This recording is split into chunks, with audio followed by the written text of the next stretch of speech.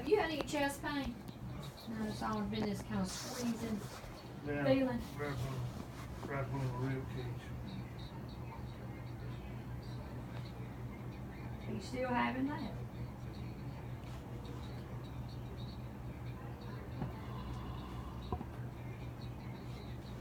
Is your belly tender? Any nausea, vomiting? No, not today. Have you had some nausea, This vomiting? thing this week. Have you had nausea, vomiting? Was a little nauseated last other day. Yesterday morning.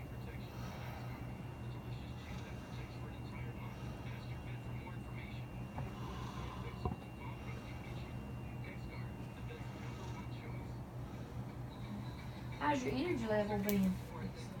Well, sitting in this chair, been pretty good, yeah. I got You used ain't to been it. in no chair at home though. How's it been at home? The last few weeks. You work, don't you? Yeah, I do. You And been able to work your job, Mom? I've been working my job. Like I said, 3 or 4 weeks ago, I had that. What? I don't know, about 3 weeks when I went to Dr. Baker. I was hurting in my stomach, and I had a thrush, and he said it was yeast that drained down in my stomach, causing a bloating or whatever. So he gave me a swish and some magnesium citrate to take, and it cleared up more or less after 7 or 8 days. It got better and better, and I went to work. But the little effects of it kind of, I guess you call it didn't ever hurt like that again, but it come back till last Saturday evening.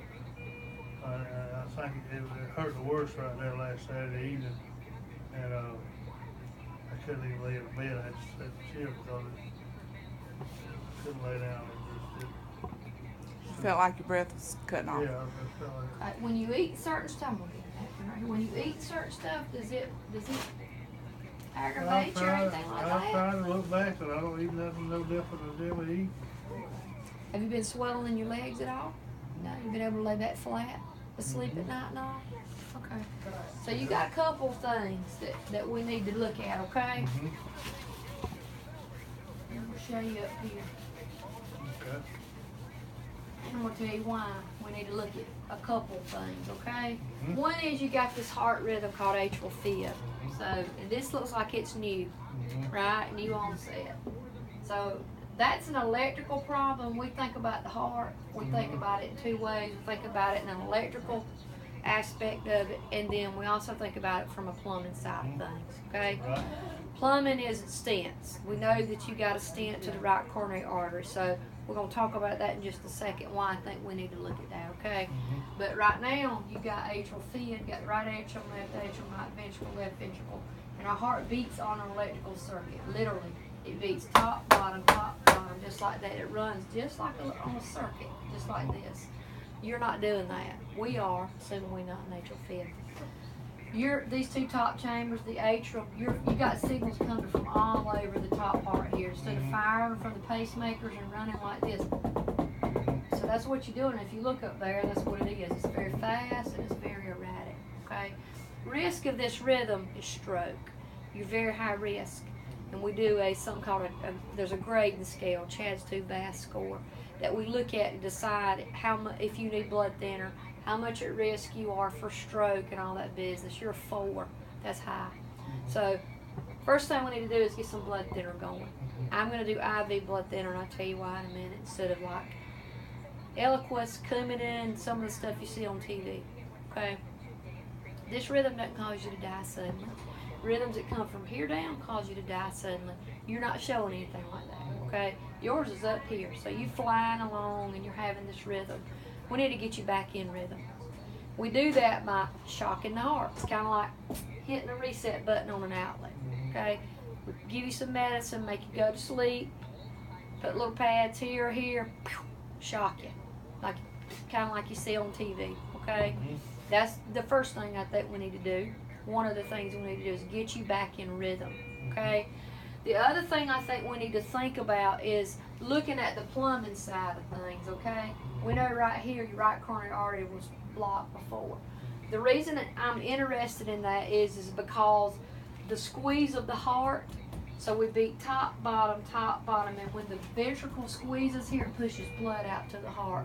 It should be about 50% of the blood that's here. Every time this squeezes, it's pushed out to the body. Yours is 30 to 35%. That means that your heart muscle is weak. The only reason I'm asking you, did you swell in your legs? Can you lay back flat? Because sometimes people will say, I'm having a hard time breathing, I'm getting short of breath, I got this or that. You look like you're very well compensated.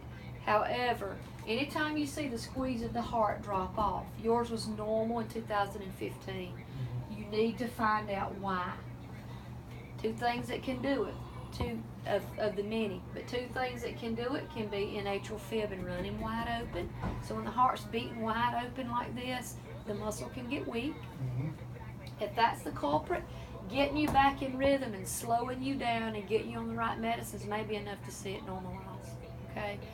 The other thing is a blockage, a heart blockage. So that's why I'm saying, you had any chest pain? How's your energy level? Kind of trying to feel you out for how you've been doing. Your last stress test was in 2015 that I can see in our notes. You need a cath. Because we need to thumb through this and see, is it because you got a blockage here that's aggravating this and bringing all this on? Is it both? Because you have a blockage and you have a fib. So we got two things we need to look at. Okay? Hopefully we can do it all Monday. So we need to look at the electrical side of things. Get you back in rhythm. We need to do a cath. Alrighty. I don't think there's any reason right now to go running and chasing gallbladder stuff.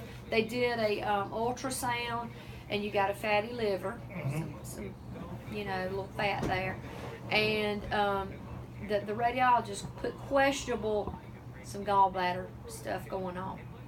So there's no emergency to go doing gallbladder surgery is what I'm saying. But what I have put in the note is, if Dr. McLaurin or Lombo, and I'm not sure who's here Monday, but I'll know tomorrow when I see y'all. If we do a cath and we have to put a stent in, then, what happens is we start hollering, oh my God, he's had a stent, don't stop the Plavix or whatever we put you on for a year. When you get that kind of situation and you run into need gallbladder surgery, that's a problem, okay? But Dr. McLaurin can put a stent in that it's a bare metal stent, or he can put you in something called a Leaders Free trial that he's doing, where after a month we can stop blood thinner if we have to. So I'm already kind of thinking ahead. If something comes up with that gallbladder and we have to stop Plavix, then we can stop it in a month safely.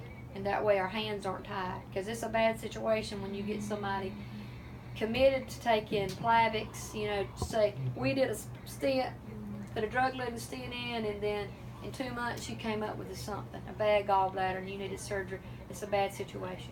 Because you can't have an outpatient kicking off blood thinners. I work at the dentist. I come in contact with them all the time. So if we need to stent you and all that comes up, things may be fine, but if you need a stent Monday, then we'll think ahead about what kind of stent and all that kind of junk. Okay? So, to recap, risk of the rhythm you have is stroke, so blood thinner. Going forward, you're going to need to be on blood thinner. Okay? I'm not going to put you on blood thinner by mouth because we're thinking about cathing you Monday. So we're going to do IV, and that way Monday, when it comes time to go to the cath lab, they can stop it and we're safe.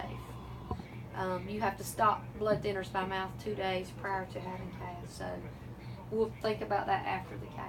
Alrighty? We're going to do a cath, look and see if there's something there that needs some work. If there is, and we can do it then, we'll go ahead and do it right now. Alrighty?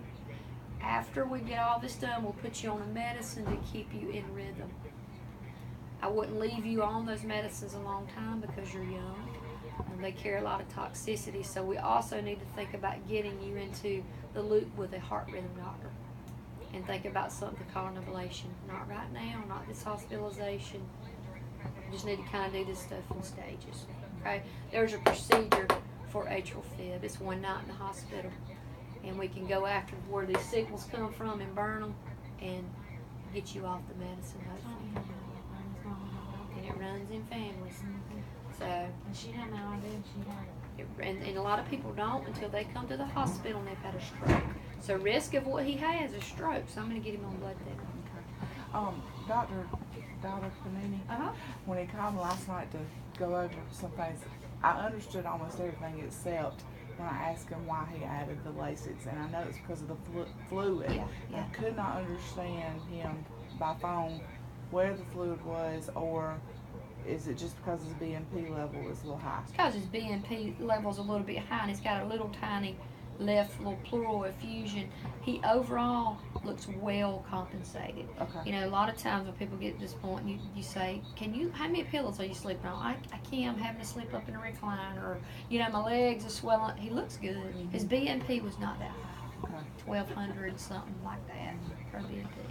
So we're used to seeing it 10,000. So he's compensating for it very well. Okay. Hopefully, in a nutshell, most of this with the weaker heart muscles coming from running wide open. Where is the And we can get you slowed down, get you in rhythm, get you on the right medicines, beta blockers, ACE inhibitors, all. Dr. Panini's got that going.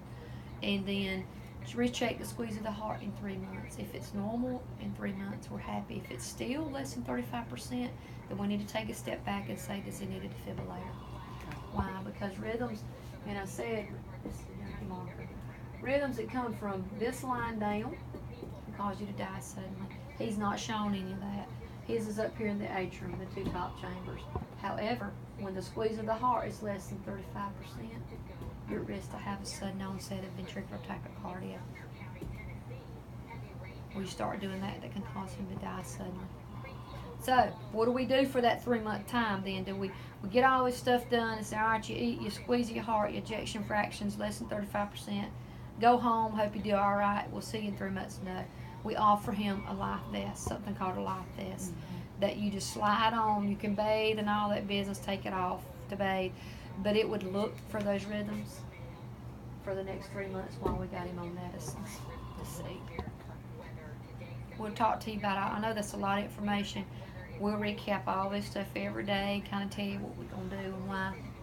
He don't care. That's why I'm looking at you. You might be at home for a little while, too. That's why I'm looking at her. I know you the neck. I mean, you the head, but she's the neck that turns the head. So I'm looking at her, telling her most of this stuff. Because I know how it is. I got a husband. Y'all don't know what's going on. You got a good husband. I do. Thank you. I gotta get. Well, he's a man. He's a hard head, baby. Don't be mistaken at all. He's a man. Any questions, sweetheart? I can answer for you. Any questions that y'all have about any of this? Probably because when we went to see Dr. Baker, I don't remember us talking to him about the shortness of breath or anything, did we? So that's probably why he didn't check further. Like, he looked in here and he mentioned gastroparesis because he is bad diabetic, and it did seem to get better, but then the episodes would come back. How long have you had diabetes? Yeah. It's out of control. His A1C is too high. Dr. Panini will take care of all that. Kind of get everything. He has, his family physician wants him to see endocrinologist Dr. Kant. Is that right? Yeah, in July. They scheduled that in January, but that's as soon as we did. And I told him we really need to go. That's what Dr. Baker told me. You need to, definitely need to. So they're gonna put some blood thinner on board. I'm gonna slow you down a little bit. I'm gonna give you a little bit of the jocks and just. That's a short-term thing. That's not something we're going to do long-term. But he's a little bit fast. He's a little bit too fast. And then we'll just kind of get you dried out a little bit. He's got you on some IV Lasix. That's just because of the pump. You know, he's 30. So 30 to 35% of the blood that's in his ventricle that drops down from the left atrium into the ventricle and fills it. 30 to 35% of that blood volume is pushed out to the body. And it should be about 55%. So what happens with that other percent, it starts backing up into the lungs, you start seeing swelling in the legs, they start holding fluid in the belly, stuff like that. But he's on Lasix, so you get him dried out, squeezed out. He's been saying he's been swollen. Yeah. That's what it is. Swell. A lot of fellows will hold it right here. Yep, Yeah, what that's they where it said. was. Now, do you have sleep apnea? I think he does, just because I hear him. It's a big deal. Say what? A woman looked at my mouth one time, so it is. Angela Reeves. You fit the bill for it, just looking at you. I say the same thing to Brent, my husband too. I'm just waiting on him to have atrial fib.